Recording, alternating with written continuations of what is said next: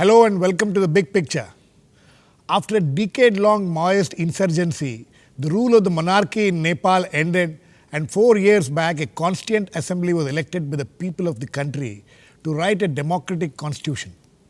However, on May 27, the 4-year term of the 601-member assembly expired without the assembly completing its task. The fledgling democracy now faces a serious constitutional as well as political crisis. Prime Minister Baburam Bhattarai, whose party UCP and Maoist leads the interim government, is now faced with questions of legitimacy as he insists there will be fresh elections in November for another constituent assembly. Other parties like Nepali Congress and the Communist Party of Nepal refuse to go in for elections under the present dispensation. Many questions remain unanswered as the Himalayan nation is shaken by all these developments. India, a key player always, is watching the developments closely. In the light of all these developments, we are asking the question today, where is Nepal heading? To discuss this, I have with me D.P.Tripathy, the Rajya Sabha member of the Nationalist Congress Party, who has been a close friend of Nepal and has been watching the country for decades. Former Indian ambassador to Nepal, Mr. K.V.Rajan, senior fellow at the Center for Policy Research, Professor Baladas Ghoshal, and on the phone line from Kathmandu, senior journalist and columnist with the Indian Express, Yubaraj Ghimire. Welcome to all of you. Yubaraj, let me first come to you. Please. This kind of a situation, some people say it was anticipated. Were the people of Nepal anticipating this kind of a sudden closure of the Constituent Assembly in the midnight? Well, I think there was still a glimmer of hope left, as far as the general masses were concerned.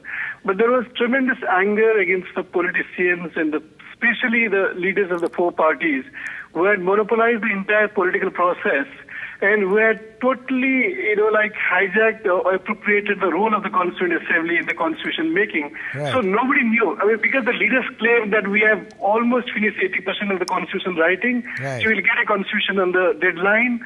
So people somehow believe, but the Constituent Assembly was totally, divested of its role. And given the loss of credibility of the leaders in the past 4 years, there were many people who suspected or doubted what they were saying. Okay. Yubaraj, it's very interesting. I was reading one of the pieces which you have written, in which you say that, the whole process, this whole process was pretty secretive and there was no transparency. Exactly. I mean, the Constituent Assembly, except their committees, there were 11 thematic committees formed to go into various aspects of the future constitution. Right. But the Constituent Assembly as a whole was never given any role. It was not involved in any process. 1 month down the line, even supposing the constitution had come on May 27, Right. if you as a researcher, I as a researcher wanted to know what happened, who said what in the constitution making process, there won't be anything on record, which was the same. I mean, it was total, they totally gave up the process that is required to draft a constitution. That was not there in Nepal. And the world outside just ignored it, or they didn't perhaps know about it. Okay. Yubaraj, you please stay on. I'll come back to you. Let me go to Mr. Tripathi. Mr. Tripathi, what Yubaraj is saying is pretty shocking, that, there are no records of what happened. After, we have just had a long discussion and a debate in this country about the Constituent Assembly in the light of those cartoon controversy.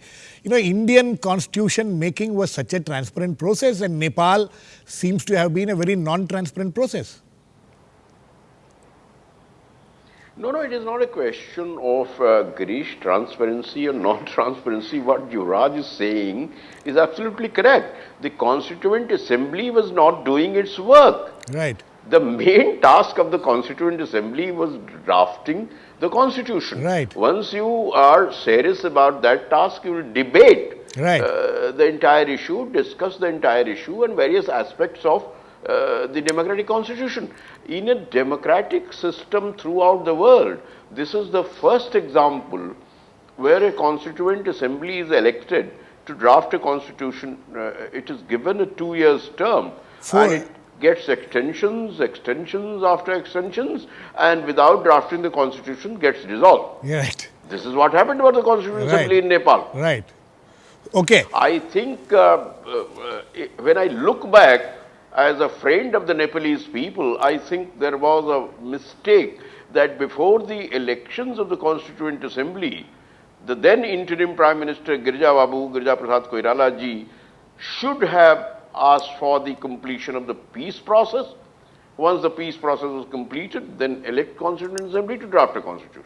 Okay. Because this whole thing got delayed and extended because the peace process was not complete.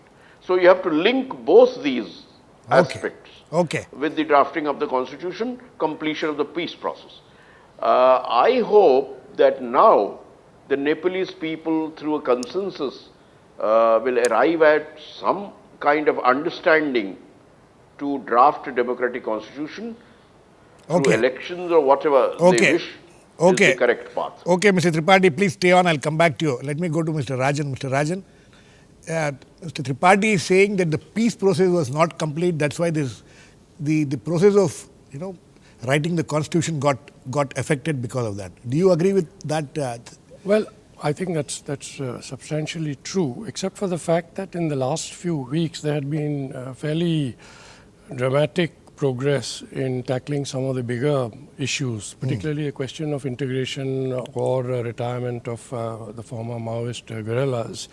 That was the single biggest obstacle, really, everyone thought, to the completion of the peace process. To me, it seems that while I agree with Yubaraj when he says that this is hardly the best way to write a constitution, it is also, in my view, it was totally unnecessary for Nepal's political parties to suddenly give up the entire, just when there was light at the end of the tunnel. Right. And I think this particular constitutional vacuum, constitutional crisis that has been created, which is going to create really a lot of doubts, very serious doubts and concerns about the future of Nepal as a country, was totally unnecessary, because I think this is because of lack of political will. And frankly, the Maoists, more than anyone else, any other party, have a lot to answer for. Because I have a feeling that because of the internal problems, the power struggles, the personality sort of rifts, the ideological dissent within the party, and the revolt from within, from the ranks, the Maoists probably thought that it is safer and better in their own interest not to have a satisfactory sort of compromise which would have been acceptable to all the parties. Okay, but let me come to Dr. Ghoshal. Dr. Ghoshal, the Prime Minister of Nepal has today in an interview said that, it was the other parties which the status quo, as he calls them status quoists, and he says that they did not want to find a solution to it. They played dirty in the last minute. They just went and sat in some other place. They didn't come to the constitution. They didn't come to the assembly. And anyway, he thinks that the forward-looking nature of the Maoist agenda is not being supported by others, especially when it comes to this ethnic federalism, creating a federal structure. I think before you go into some of these issues, one has to really take into account the root cause of the problem in Nepal. In any society which has undergone a period of insurgency for 10 years, right, there is tremendous dislocation of the society. Expectations also rise because the Maoists tried to mobilize the masses, particularly the illiterate and the ethnic groups, right, giving them promises that once the monarchy is abolished, they would be given enough kind of empowerment. Now, all this created a sense of a kind of an expectation. Heightened expectations. Heightened expectations, which it became very difficult for any of these political parties to really satisfy. And then, of course, the political parties also never tried to develop a consensus and what should be the basis of the state. It was all right to talk against monarchy, but then after monarchy, what next? And none of these political parties could really have a kind of an agenda or a blueprint for the future. Now, unless you have a blueprint, the various issues that need to be discussed, for example, on the question of federalism. Right. I think majority of the people, and in fact Himal carried out a survey, right, in which they interviewed about 3,000 people. And according to that survey, 72% of the people were not in favor of federalism. Ethnic federalism. Ethnic federalism, because they thought that might lead to disintegration of the country. Now, even on the question of whether it should be a a parliamentary form of government or a presidential form of government, they were not able to really come into any kind of a solution. So I think much of the problem, lies with the fact that this insurgency created a kind of a fractured society, and a society where there are almost 100 ethnic groups. Okay. Now, all this creates obviously problems. Let me bring in Yubaraj into this. Yubaraj, you heard Dr. Ghoshal and Mr. Rajan also. Yes. You think this is the basis of the problem, that there's no consensus among the political parties, and within also? Yeah, and what is it that Nepal should be like? Is there a vision? I do agree with Professor Ghoshal. He's really, explained the predicament that the Nepali society is facing. But the point is, constitution making is, process of compromise and flexibility. Absolutely. Here, Maoists realized in 2006 that all the parties have come to follow our agenda. So Maoists try to dictate it. And also, when, there was a statement earlier that because the peace process, Mr. Tripathi said, right. Peace process wasn't completed first, that's why the peace process suffered, the constitution making process suffered. Yeah. But the point is, it was all these four parties, only these four parties which were monopolizing both the peace process and the constitution making process. Right. So there was basic lack of sincerity and honesty on the part of his key players in the past 4 years to do both, because they knew that one is interlinked with others. Babura Matrai kept saying that, they must go together, they must go simultaneously, right. but didn't do anything. So now, what is being projected outside in some Indian media, from people writing from here, right. is that ethnic federalism was the only issue that kept the political parties or actors divided. That was not the case. There were hundreds of issues that these parties couldn't come together, and right from the contents in the preamble to federalism, yes. they didn't agree on many issues. But and the other thing was, yes. this issue of federalism or any other issue was never debated in the public. Again, it was always debated in the dark room with representatives of four parties participating in it, and whatever agreement they signed there, that never formed or became the part of the political or constitution making process. Okay. So it was at most a private affair. That's why it couldn't transit. It couldn't come to the level of it didn't form the process of constitution making. Okay, Yubaraj, that's very interesting, and it's also very shocking that the whole process has been so non-transparent. Anyway, we need to go into a short break now. Please stay on. We'll come back. Please keep watching. We'll be back very soon.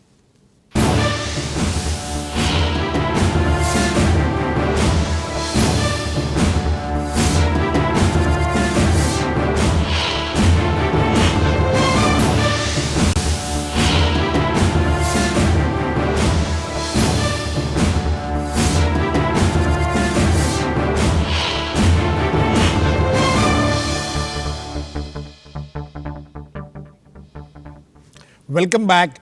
We are looking at the various shocking developments in Nepal over the last 1 week and asking the question, where is Nepal heading? Let me now go to Mr. Tripathi. Mr. Tripathi, now there is a political as well as a constitutional crisis in Nepal now. Now the Prime Minister says that he will go in for elections in November. Some people are saying that there is, the constitution itself doesn't provide for this kind of creating another constituent assembly. There is a lot of constitutional crisis happening there. Where do you see Nepal, resolving these problems? No, I think I'm very optimistic about Nepal despite all the pessimism. Like Yubaraj said, yes. See, the whole process this is a great unique example, as I said, in any democracy, that a constituent assembly is elected to draft a constitution, it does not do its work, it gets extended and finally gets resolved. Yes. Now they are asking for a new constituent assembly, for elections to a new constituent assembly. President is consulting constitutional and legal experts, is talking to political parties. I am hopeful that both President and Prime Minister would resolve this problem and the Nepalese people resolve this problem. But the point is, where does democracy go from here? Exactly. My basic question about Nepal is this, and I think you should talk to Yubaraj or somebody perceptive like that from Kathmandu who will answer this question for us. We are here to help, to try and do something as friend of Nepalese people. But the point is how you go about it. Without Mr. a constitution, Mr. how you run a Tripathi, democracy. Mr. Tripathi, do you think no, that Mr. no, Tripathi, no, I have a let me question. complete No, this. I have a Let- question which I need to ask so that you can continue what you are saying regarding that. Can they find some cue Yes, from the please. Indian Constitution? Please. Can they find some cue from the Indian Constitution making experience for them to find some solution to the present problem they have now? The best thing to find from the Indian Constituent Assembly and constitution making is that they were serious about it. And there was understanding that we have to make a constitution for our Right. democracy. That is why the entire debate in the Indian Constituent Assembly is very enlightening. If Right. you read those debates, Absolutely. it was emerging out of the commitment for a democratic constitution, Right. which singularly lacked in the Constituent Assembly in Nepal. That is the problem. So basic issue is that there should be a national understanding for a constitution, that you make the constitution. Right. All these political parties, their differences notwithstanding, lack the basic thing, the determination for a constitution. Okay. So in Nepal, Right. the understanding for a constitution, a broader understanding for a constitution is essential. Okay. Only then elections or national government, national consensus government, whatever you wish to do, whichever path you want to follow, will Right. work when you have that understanding. Okay. Okay. Just Please. think, Right. Girish, Yes. that in 4 years, you needed only 6 months to 1 year Absolutely. to draft a constitution and go in for elections. Absolutely. People would have elected the government of their choice, Right. and then that government, decided by the Nepalese people, would have worked accordingly for whichever path they wanted to follow. Absolutely. Now, you Yes. have wasted the entire time. Right. I think even now there is an opportunity to do this, to fulfill this task, and therefore the aspirations of the Nepalese people for a democratic constitution. Okay. Mr. Rajan, Mr. Tripathi is saying that there is apparently there doesn't seem to be a resolve within the political structure, political system, political parties there to work out a democratic constitution. Is that the problem? I think Is the a problem fundamental is, problem? You see, you asked about the Indian Constituent Assembly and how it succeeded. Absolutely. And I think one of We the took things that less I than tell 2 our years. Nepalese friends is that while we had great men like Jawaharlal Nehru who were there were also great men like Kripalani and others who didn't agree with him, some of whom were in the opposition. Right. But when it came to the national interest and the task of writing the constitution and so on, they allowed the national interest to take precedence over their petty sort of power struggles and so on. Right. Now, my worry is that Nepal is in a huge mess because the Prime Minister, as you very rightly said, has recommended dissolution of the Right. Constituent Assembly and ordered fresh elections, Right. although there is no provision for this. There's So no there's no provision. legitimacy for this. And Now, he- some him, of the- him continuing as caretaker itself is there is a Exactly. question of- The president, he's damned if he does and damned if he doesn't. Because Absolutely. if he tries to respond to the appeals from the other political parties to do something about this, people will say, the Maoists will say that he's being unconstitutional. Right. And if he doesn't do anything, the mess is going to get worse. Yes. So there is actually no, and there are some members of the Constituent Assembly who are insisting that the Constituent Assembly should now be revived. Right. And although it seems to be impossible at this stage, anything is possible because it has happened once before in Nepal. Right. When Manmohan Adhikari was a prime minister, Right. he recommended the dissolution of the assembly, the parliament, because there was a no confidence motion he didn't want to face. The king went along with that recommendation. Sher Bahadur Deoba and the other parties went to Right. the Supreme Court, which then reinstated parliament. Right. So it is not impossible that this Constituent Assembly might come back to life, which would would only complicate the process even Well, more. let me get Yubaraj on this. Yubaraj, you think that possibility exists that the dissolved Constituent Assembly gets revived and is that one of the solutions? No, Possible solutions? I don't think, because this Constituent Assembly was discredited and it ended as a failure. So earlier, in the earlier case, it was the Supreme Court intervened. Ambassador Rajan was citing one example in the past where the Supreme Court said that when a member, the House was to debate a no confidence motion, the government cannot deprive the members to air their view. Right. Unlike that, it was reinstated. Second time was the Parliament, which had been dissolved on recommendation of the Council of Ministers, but then because there was vacuum and there was movement for democracy, King had taken over power. As a political, solution, the House was revived. But here, this Constituent Assembly ended in a failure, discredited. It went unsung and unwept.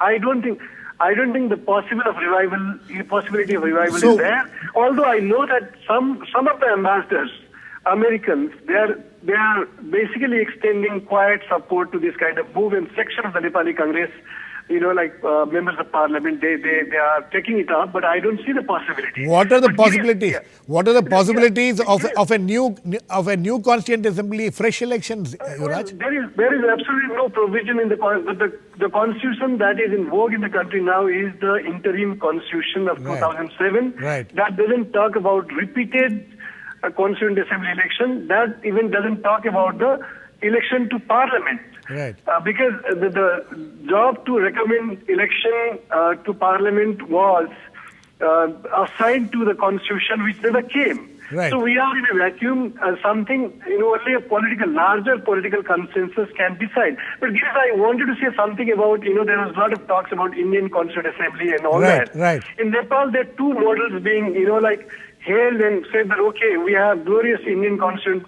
Assembly model, we have South African model, we'll succeed in 2 years' time because this Constituent Assembly was given 2 years' time. Right. But the point is, in India, Mr. Rajan said rightly, there were people like Nehru and all that. But left to Nehru himself, I don't know how much Nehru would have wanted to work with the likes of Sardar Patel, Ambedkar, Kriplani, Rajendra Prasad and all that. Yes. But in the national interest, he respected, sentiment or advice that was contrary to his own personal opinion, and he worked with them. That's why India could deliver. After extensive debate and all that, India could deliver one of the most democratic constitution, and democracy was consolidated there. Right. Here, what happened and the other example that this Constituent Assembly in Nepal cited was South African model, where there was no loser. Apartheid regime and anti-apartheid leader Nelson Mandela, they formed the government together, and the Constituent Assembly could come out with a constitution in the desired time frame. But here, the politics of exclusion began right from there. Four parties monopolized the entire political and constitution-making process, peace process, and they had very strong hatred against the people with dissenting views. They never accommodated any dissenting views, but at the same time they were very rigid in their party line. That's why we didn't have the constitution. So what is the Yubaraj, as Mr. Tripathi was asking earlier, what is the solution? Is there are these parties serious about retaining a democratic structure in your country? No. We found that these four parties. Now the problem is how to move ahead is four parties cannot have the monopoly over power in peace process, one. Right. Two, all the political parties which were present in Parliament, in the Constituent Assembly, as well as the parties recognized by the Election Commission, have to come together with their agenda and find a way out, after larger debate. Because in this past 4 years of the Constituent Assembly, the issue of not only federalism, but all major issues, none of the major issues was taken to the people. Now, you have to take it to the people. Mr. Tripathi was saying about Nepali people, but it was a sad chapter in the history of Nepal that Nepali people was not given a small role also in the constitution framing process. Right. So you have to take it to the people, and the political parties, all the political parties have to brought into this process of finding a consensus. Okay. And second and third, the comprehensive peace agreement, not a single provision of the comprehensive peace agreement, except the election to the Constituent Assembly, has been implemented so far. So there are major issues like human rights violation cases, investigation, Truth and Reconciliation Commission, return of the property that Maoists confiscated during Right. the years of conflict. They all have to be implemented for peace process that is linked with the constitutional process and political stability in Nepal. Okay. Mr. Tripathi, quickly, do you think Indian government can play a positive, active role in helping Nepal to find a solution to this crisis? Quickly, Mr. Tripathi. I think we should follow and try and help whatever decisions the Nepalese people through their political parties decide. This is for them to take a decision about the constitution. As I said very frankly, Right. that there seems to be a lack of understanding about the constitution making, and therefore about the basic conviction and commitment to the democratic cause. Okay. This Okay. whole process of multi-party democracy has to be implemented through the constitution, as Okay. Yubaraj Ghimire said. Okay, I okay. entirely agree with him. Okay. If that Mr. political Tripathi, we will are- is not there, Mr. no Tripathi, one we are can running- help. Okay, Mr. Only Tripathi. Nepal can help Itself. Okay, thank you. Mr. Rajan and Dr. Ghoshal, quick words I would to you. like to say Yes. that Last words. left to themselves, it is unlikely that the political parties will be able to do any better now, because in fact the situation is going to get a lot more complicated. I think the role of the international community and India in particular would be very important. This is no time to be sort of shy about Shy and what saying we that, must do. it's the Nepal people, let them take the decision. The international community should help the political. It is an internal matter for the Nepalese political system and for the Nepalese civil society. But India and the international community should do all that they But it can has to larger facilitate. repercussions, Yeah, right? they should facilitate their coming together, because they are not able to communicate with each other anymore. You're right. If Britain could, through the Lancaster House talks, end the problem of Rhodesia which existed at that time, of course it's another thing that's a complicated situation today, there is no reason why the international community should not play a due role, because it is in the interest of the people of Absolutely. Nepal. Professor Ghoshal, very quickly. I think I'll take the thing from Ambassador Rajan. My own opinion is that for the time being, the international community should persuade these political groups in Nepal to form a national government. Okay. And national government devoted to undertaking certain development work. Right. They should forget about the constitution for the time being, take care of the administrative problems, and bring order and peace within the country. Okay. So it's, on this note, on a very positive note, as Professor Ghoshal says that, a national government could be formed. We don't know. We'll wait and watch what will happen in Nepal, and we'll keep tracking the developments there. Thank you. Thanks to all my guests. Yubaraj, thank you very much for joining us from Kathmandu. Mr. Tripathi, Ambassador Rajan, and Mr. Professor Ghoshal. Please keep watching. We'll come back with another issue on the big picture.